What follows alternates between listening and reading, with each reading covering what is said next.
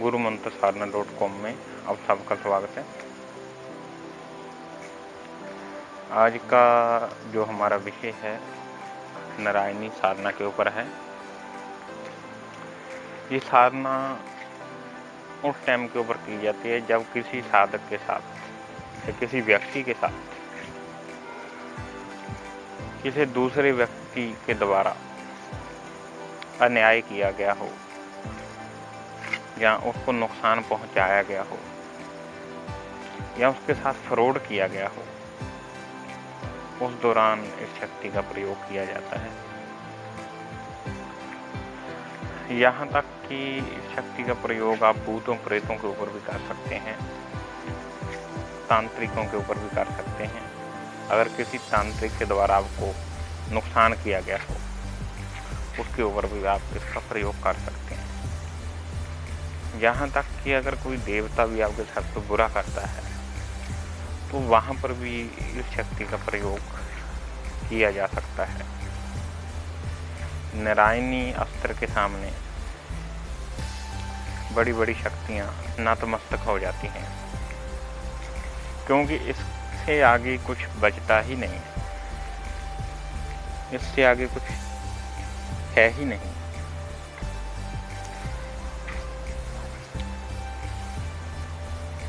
इस शक्ति का प्रयोग मैंने स्वयं करे हैं।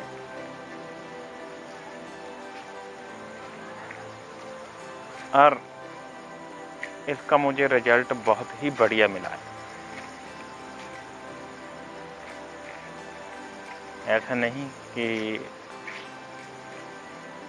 रिजल्ट ना मिला हो, बहुत ही अच्छा रिजल्ट मिला है। आप अकारण इस शक्ति का प्रयोग किसी के ऊपर नहीं कर सकते हैं।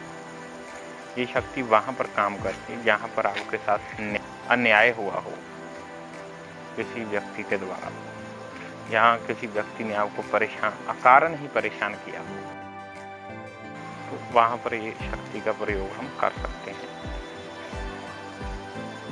मैंने अपनी जिंदगी में बार बार इस शक्ति का प्रयोग करा है। अपने घर में ही करा है इस शक्ति का।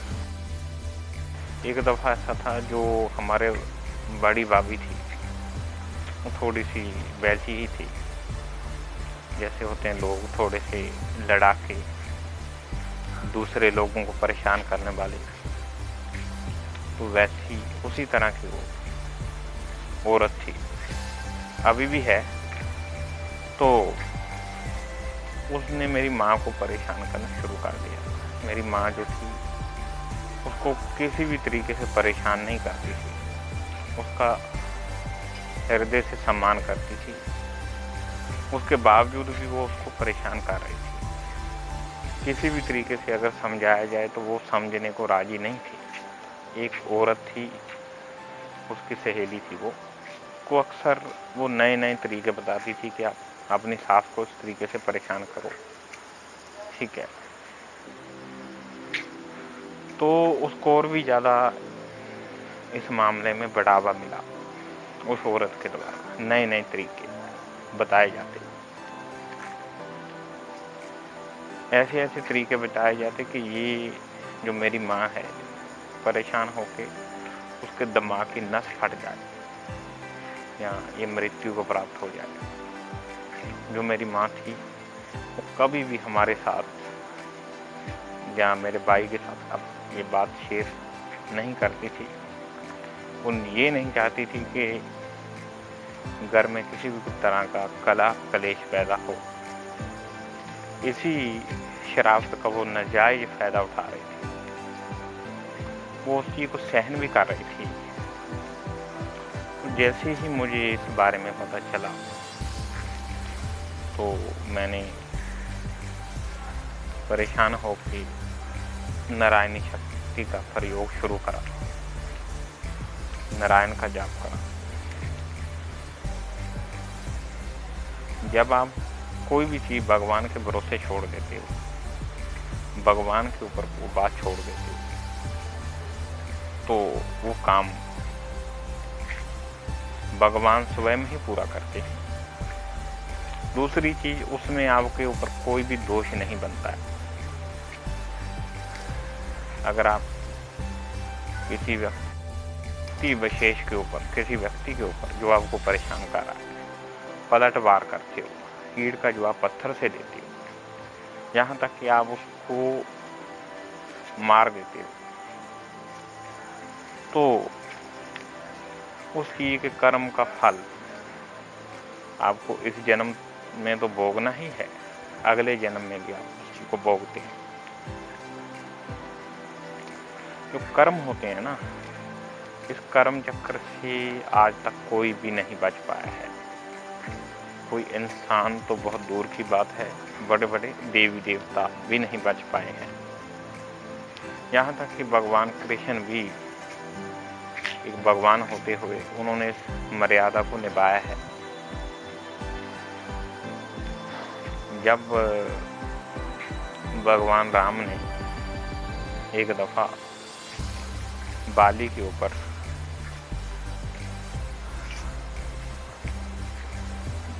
छुप करके तीर चला के उसको मारा था, उसी चीज वो तो चलो सही धर्म की रक्षा के लिए ऐसा काम किया गया था, पर लेकिन फिर भी वो कर्म ही कहलाया। बाद में जैसे भगवान कृष्ण का अवतार होता है, उस दौरान भगवान कृष्ण एक जंगल में आराम करते हैं। उनके जो चरण होते हैं ऊपर की ओर होते हैं। दूर से ऐसा प्रतीत होता है जैसे कोई मृग हो। एक वहां पर शिकारी होता है, जंगल में घूम रहा होता है, तो वहीं बैठा बैठा वो तीर चलाता है। उसको ये होता है कि ये एक हिरन है, जिसको मृग बोला गया है, तीर चला देता है। तो तीर भगवान कृष्ण को लगता है। जब वो भील शिकारी वहां पर पहुंचता है तो उसको बहुत अफसोस होता है, तो ये भगवान कृष्ण के ऊपर उसने तीर चला दिया है। तो भगवान कृष्ण बोलते हैं कि तुम्हें शोक करने की जरूरत नहीं है, ये तो होना ही था, ये कर्म का विधान है। मैंने जब मेरा राम अवतार में तुम बाली थे, उस दौरान मैंने तुम्हारे ऊपर तीर छोड़ा था, इसीलिए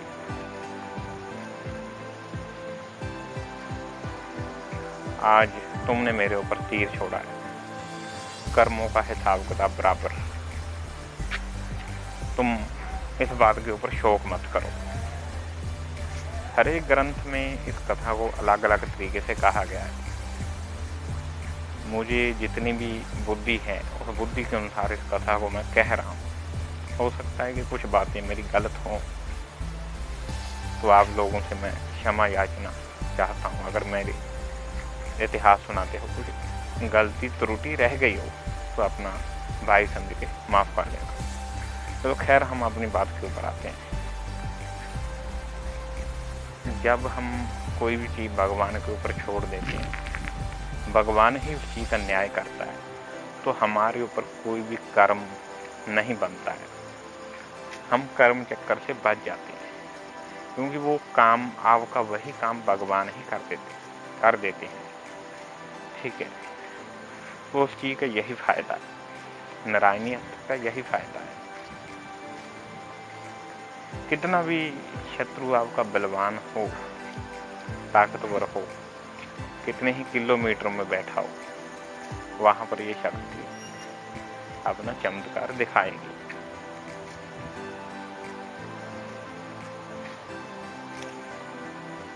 वो अपने विषय की ओर आते हैं। जब वो मेरी भाभी मेरी माँ को परेशान कर रही थी, उस दौरान मैंने ये नारायणी अस्त्र का जाप करा। तो मैंने नारायण से प्रार्थना करी, जो आपको उचित लगता है आप मेरी माँ के साथ इंसाफ करें। मैंने ये नहीं कहा कि इसकी लात को तोड़ दो, ऐसा कर दो, वैसा कर दो, नहीं। मैंने बोला जो आपको उचित लगता है, जो उसकी सज़ा उचित है, जो उसको सज़ा मिलनी चाहिए, उसी के अनुसार न्याय अनुसार आप उसको सजा देंगे। तो कुछ महीने बीते, जो औरत ने उसको बहकाया था, उस औरत के पति की मृत्यु हो गई पहले तो, फिर उस औरत की मृत्यु हुई, उसका पूरा खानदान ही खत्म हो गया।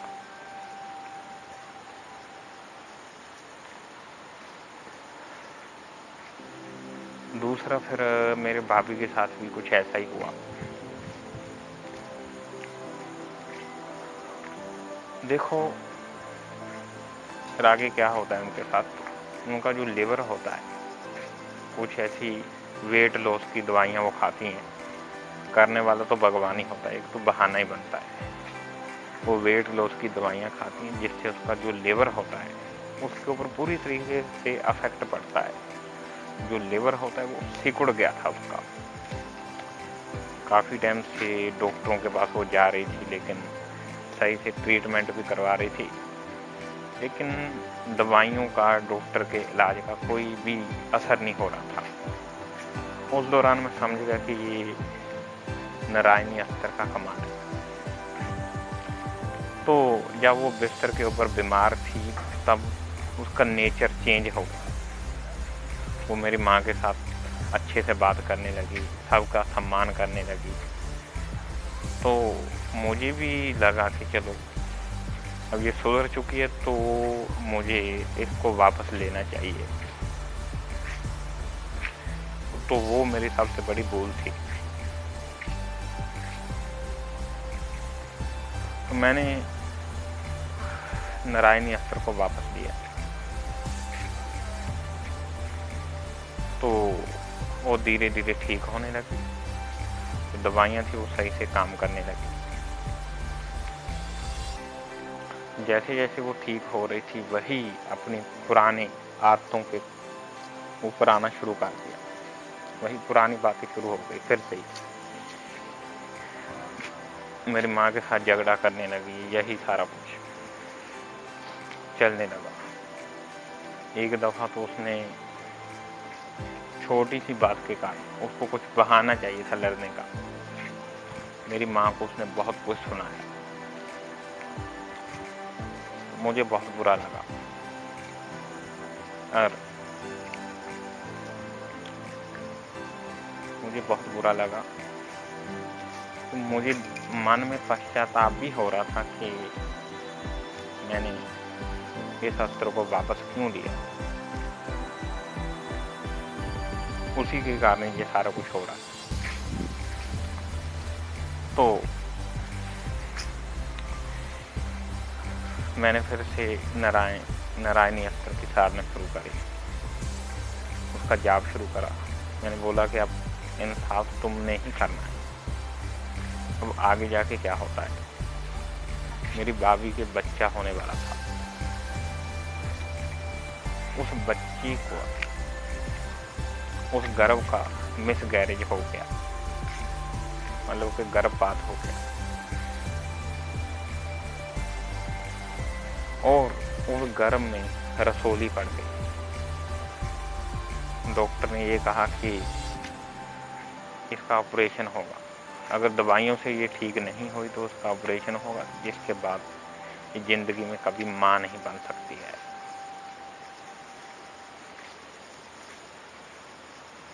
नारायण ने इस तरीके से उसको सबक सिखाया।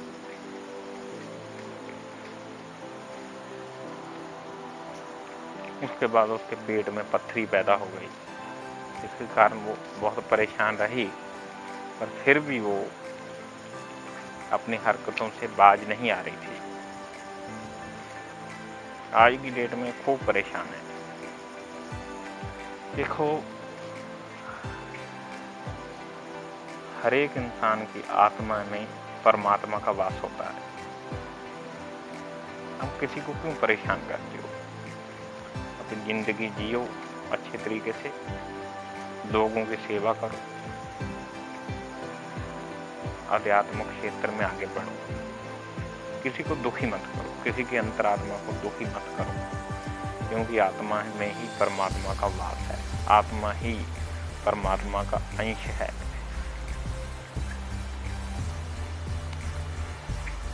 तो इस नारायणी अस्त्र ने इस तरीके से करा। तो जब मैंने ये अस्त्र का प्रयोग करा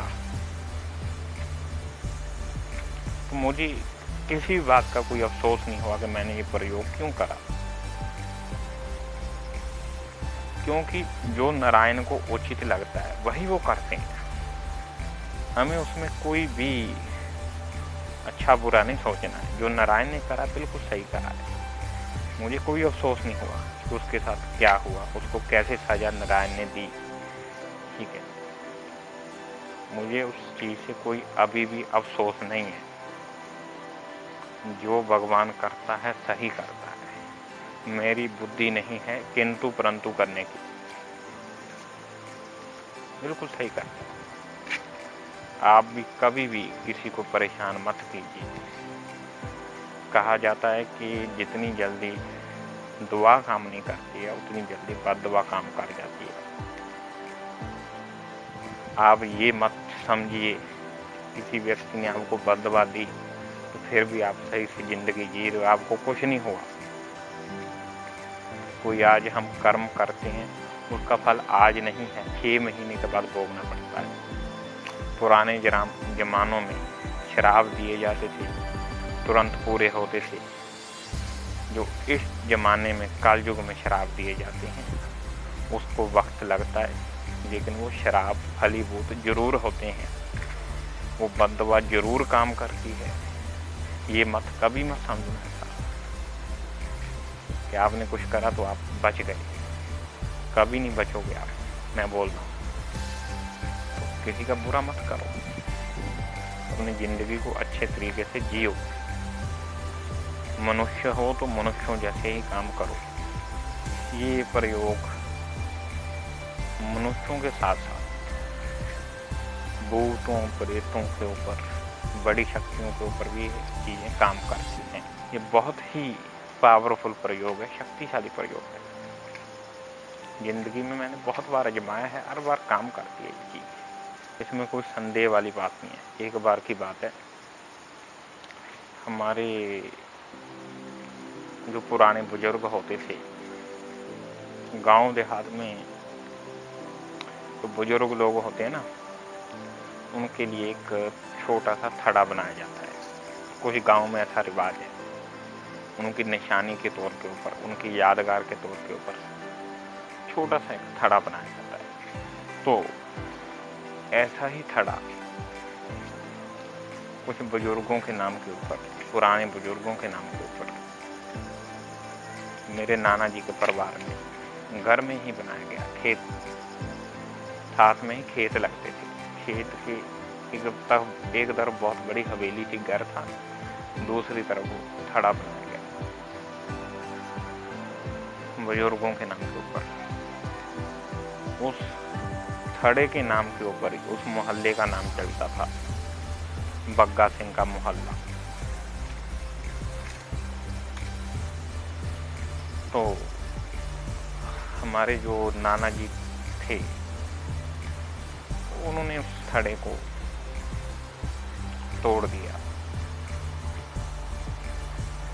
वो शक्तियां उनके इस व्यवहार से परेशान हुई, तो उनके परिवार के ऊपर एक बहुत बड़ा कलह पैदा होनी शुरू हो गई। बहुत ज़्यादा घर परिवार में तनाव पैदा होना शुरू हो गया। हमारे नाना जी का बहुत बड़ा परिवार था, उनके 6 लड़के थे, बहुत बड़ा परिवार था, बहुत बड़ी एक हवेली थी जिसको संयुक्त परिवार कहा जाता है। उनके आगे पोते थे बहुत बड़े बड़े। उस घर में इतनी रौनक लगती थी कि आप मानोगे नहीं, मेला लगा रहता था उस घर में। इतनी रौनक थी, इतनी चहल पहल बनी रहती थी। उनकी इस गलती के कारण पहले तो नाना जी गुजर गए, उसके बाद जो उनके 5 लड़के थे एक लड़का नशे की लत में पड़ गया, जिसकी बाद में मृत्यु हो गई। जो दूसरा लड़का था वो भी नशे में पड़ के उसका भी मृत्यु हो गई। ऐसे जो भी आगे वंश थी वो खत्म हो रही थी। परिवार कम होता जा रहा था, घर में रौनक खत्म होती जा रही थी। पर किसी ने इस बात को समझा ही नहीं कि किस कारण हो रहा है, ये क्यों हो रहा है।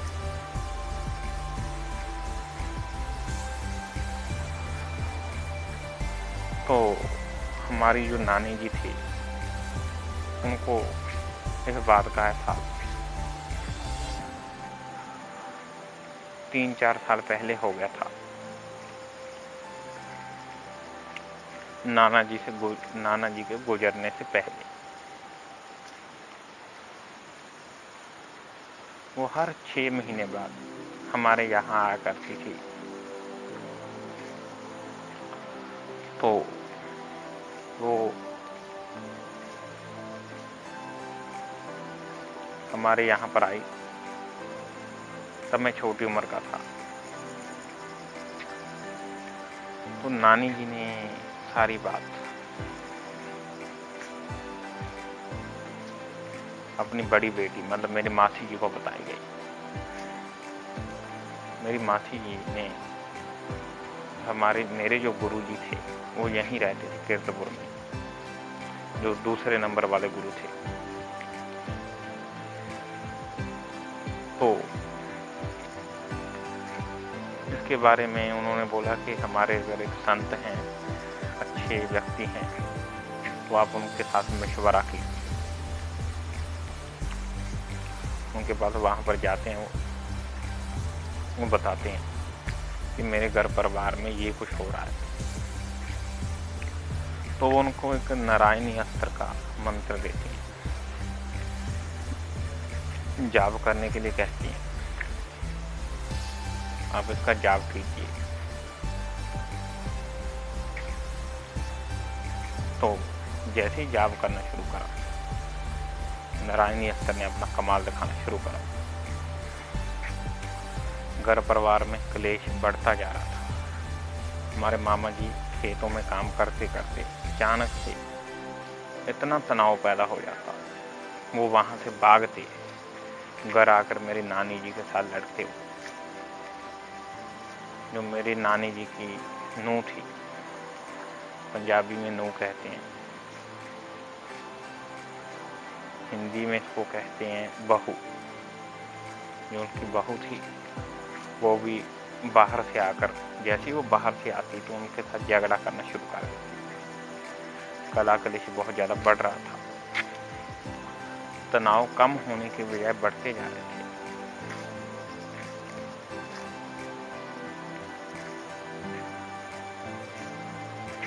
तो जब कलह बढ़ रही थी तो उसमें उन्होंने इस प्रयोग को करना बंद कर दिया। फिर 5-6 महीने बाद उनका चक्कर यहाँ लगा हमारे गुरुजी के पास, जिनसे मैंने ये नारायणी अस्त्र लिया था।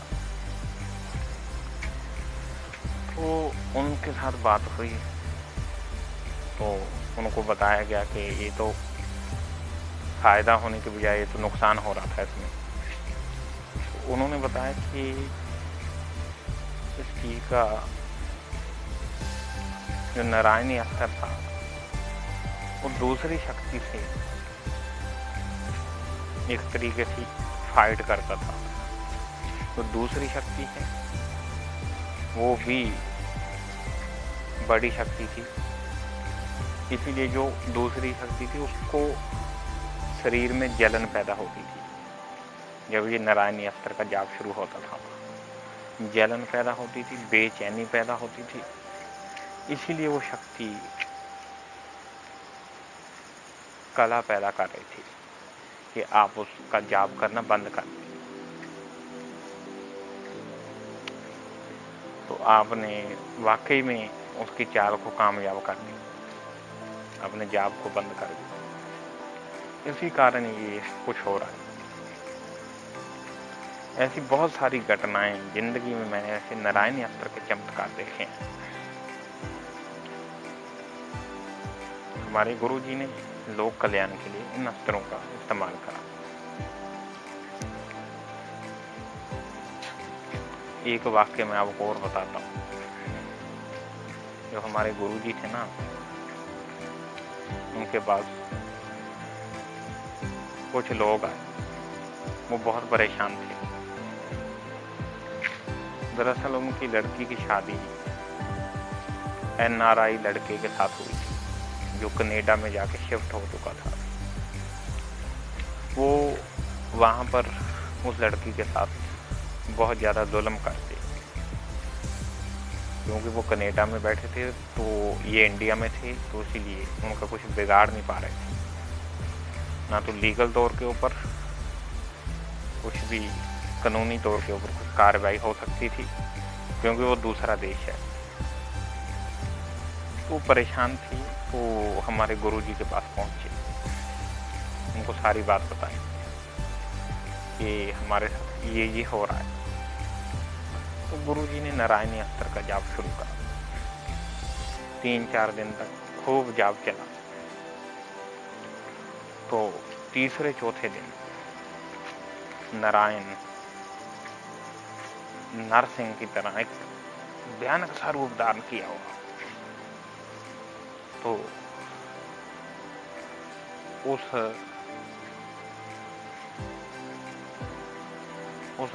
जो लड़की थी, उसके ससुराल वालों के सपने में ससुराल वालों के सपने में आकर उसको बोलते हैं, अगर तुम्हें परेशान करना बंद नहीं किया तो मैं तुम्हारा सर्वनाश कर दूंगा। जब तीसरे चौथे दिन ये बात हुई तो उन्होंने परेशान करना बंद कर दिया। सारा कुछ नॉर्मल हो गया। ये है भाई नारायणी शक्ति का चमत्कार, इससे परे कोई और है ही नहीं। मैंने आपको 3 अनुभव बता चुका हूँ, ऐसे बहुत सारे अनुभव है।